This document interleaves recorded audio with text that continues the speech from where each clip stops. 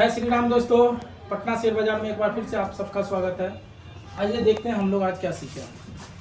आज हम लोग सबसे पहले सीखे हैं सिमेट्रिकल ट्रायंगल। मतलब हम लोग कहाँ आ चुके हैं, हम लोग चार्ट पैटर्न की बात कर रहे हैं। चार्ट पैटर्न में सबसे पहला चार्ट पैटर्न कौन सा हम लोग देख रहे हैं, सिमेट्रिकल चार्ट पैटर्न। ये हम लोग को कितना टाइम फ्रेम पे देखना है, हम लोग को मेन इंडेक्स में 5 मिनट के टाइम फ्रेम पे देखना है। कहाँ देखना है, सपोज हम लोग बैंक निफ्टी की बात कर लेते हैं, तो बैंक निफ्टी पे हम लोग को 5 मिनट के टाइम फ्रेम पे देखना है। अगर वही हम लोग को निफ्टी 50 में देखना है तो निफ्टी 50 में भी हम लोग को 5 मिनट के टाइम फ्रेम पे देखना है।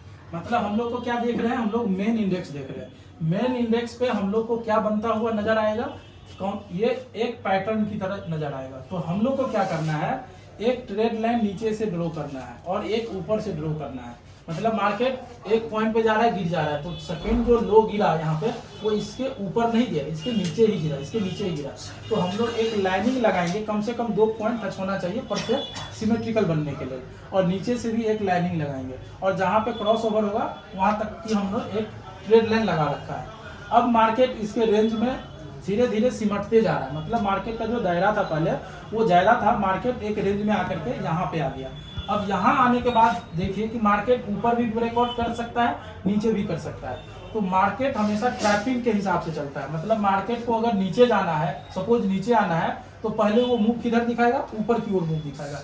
ऊपर की ओर इसीलिए दिखाएगा कि जब प्राइस यहाँ पर ब्रेकआउट करेगा सारे लोग यहाँ पे एक्टिव हो जाएंगे, क्या कि चार्ट पैटर्न 5 मिनट का ब्रेकआउट, तकरीबन समझिए 1.5-2 घंटे का ये जो पूरा पैटर्न बना हुआ है, अगर ये ब्रेकआउट होता है तो जिधर निकलेगा ना उधर एक लंबा सा टारगेट मिल सकता है। इनका जो बेस है सिमेट्रिकल का, ये हमारा टारगेट एरिया होता है। अगर यहाँ से अगर नीचे आना होगा ना तो यहाँ से लेकर के यहाँ तक आएगा, ये जो बेस है इसका, ये टारगेट एरिया होगा अपना।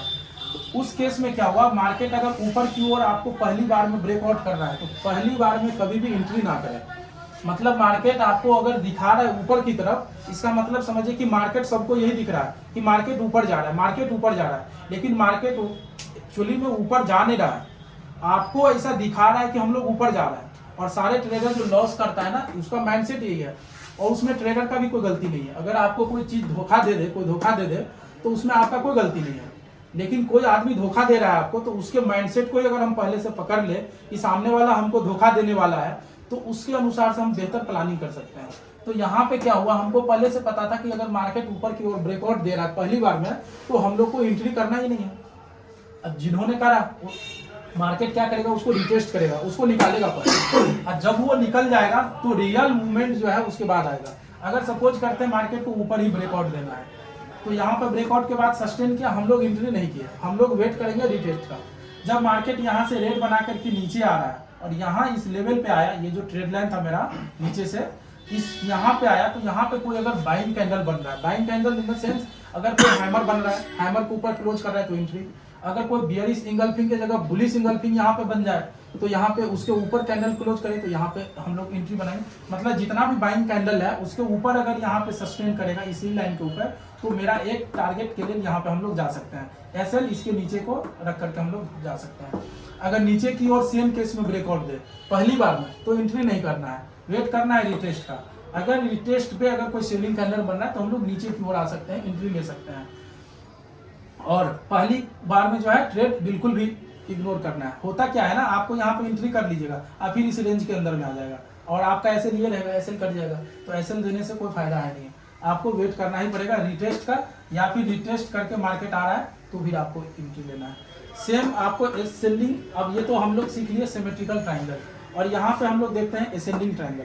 सिमेट्रिकल में क्या था कि ऊपर से जो ट्रेड लाइन था नीचे की ओर आ रहा था, और नीचे से एक ऊपर की ओर जा रहा था, क्रॉस ओवर हो रहा था, मार्केट धीरे धीरे रेंज अपना कम कर रहा था।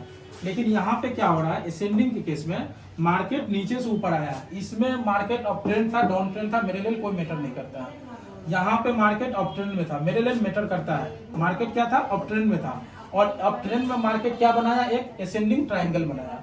मतलब क्या हुआ, मार्केट एक सर्टेन पॉइंट पे प्राइस जाकर के गिर जा रहा है, मतलब एक फ्लैट रह रहा है। इसको अगर आप ट्रेड लाइन की तरह लगा दीजिए तो ये एक रेसिस्टेंस का काम कर रहा है, जो पूरा सीधा सीधी दिख रहा है, और नीचे से लेकिन प्राइस जो है धीरे धीरे ऊपर की ओर बढ़ रहा है। तो हम लोग इस पैटर्न को क्या बोलेंगे, एसेंडिंग ट्रायंगल बोलेंगे। यहाँ पे अगर सपोज कीजिए ये अब ट्रेंड में था मार्केट, सिमेट्रिकल की जगह एसेंडिंग बना यहाँ पे, ऊपर की ओर ब्रेकआउट किया है तो ज़्यादा चांसेज है ये यहाँ पे रिटेस्ट करने के बाद ऊपर ही जाएगा। लेकिन यहाँ पे क्या है, सिमेट्रिकल में ऊपर की ओर दिखा करके सीधे मार्केट नीचे की ओर आ जाएगा। तो आपको हमेशा ट्रैपिंग से बचना है। मार्केट आपको जो आप बाइंग करते हैं, जब रेड कैंडल के जगह ग्रीन कैंडल बनाते हैं ऊपर की ओर, तो मार्केट में जो बड़ा प्लेयर है उनको पता है कि आपका एसएल कहाँ पे है, आप एंट्री कर रहे हैं, इसका मतलब ग्रीन कैंडल भी बना रहे हैं, तो वो समझ रहा है कि आप एंट्री कर रहे हैं, आपको एंट्री करने दे रहा है। अगर उसको सपोज कीजिए यहाँ पे नीचे लेके आना ही है तो पहले क्यों ना प्राइस को ऊपर बढ़ा दिया जाए, तो वो आपको एंट्री करवा रहा है। जब आप एंट्री कर लीजिएगा तब वो नीचे की ओर लेके आएगा। तो इस तरह से हम लोग ट्रैपिंग से बच सकते हैं और इसके बेसिस पे हम लोग सिमेट्रिकल और असेंडिंग के बेसिस पे ट्रेड कर सकते हैं। तो आज का ये क्लास था। जय श्री राम दोस्तों।